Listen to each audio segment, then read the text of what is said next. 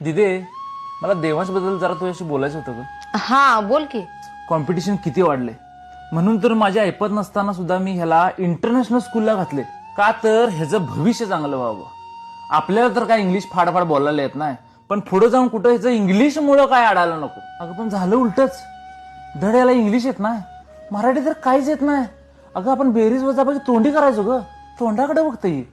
अगं गल्लीतली काय बोलतात ह्याला कळत नाही, किंवा काय बोलते ते कुणालाच कळत नाही. आपण भाकरी आमटी कुस्करून खाणारं माणसं ग. हे पिझ्झा बर्गर सँडविच शिवाय काय खातच नाही. आपण शाळेत असताना कसलं रांगड होतो, पाग नाही बोळे झाले. अरे किरण, हे इंग्लिश मिडियमचं फॅड आहे की नाही आत्ता आले.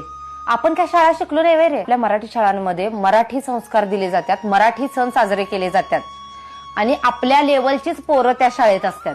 आपण वडून ताणून पोराला भविष्य चांगलं व्हावं म्हणून ब्रँडेड शाळेत घालतोय, पण तिथे येणारी पोरं पण ब्रँडेड आहेत आणि आपलं पोरग ते बघतंय.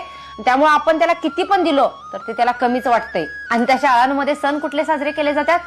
ख्रिसमस, एकदम ब्रँडेड, सगळं ब्रँड मध्येच जाते रे. हे बघ, मी काय जाती आणि धर्मांच्या विरोधात नाहीये, पण इंग्रजी शाळांमध्ये इंग्रजांच्या संस्काराचा परिणाम कुठेतरी आहेच रे. आणि मराठी शाळांमध्ये आपल्या मराठी संस्कार, मराठी सणांचा, मराठी भाषेचा आणि मराठी जगण्याचं त्यात अंश असतोच.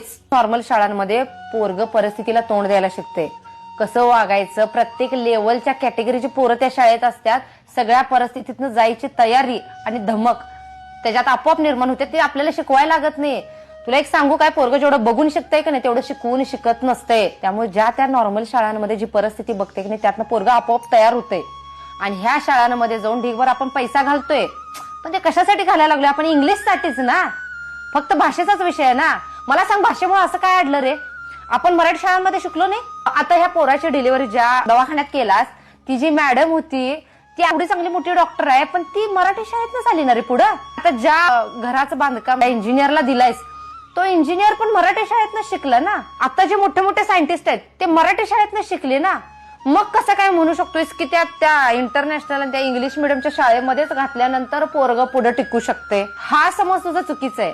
प्रश्न भाषेचा आहे. तू क्लास लाव इंग्लिशचा आणि पोरग चांगल्या साध्या त्या शाळेमध्ये शिकव, मराठी शाळेमध्ये. पोरग आपोआप तयार होते. हे असले याव यू आऊच नेबळ बनत नाही.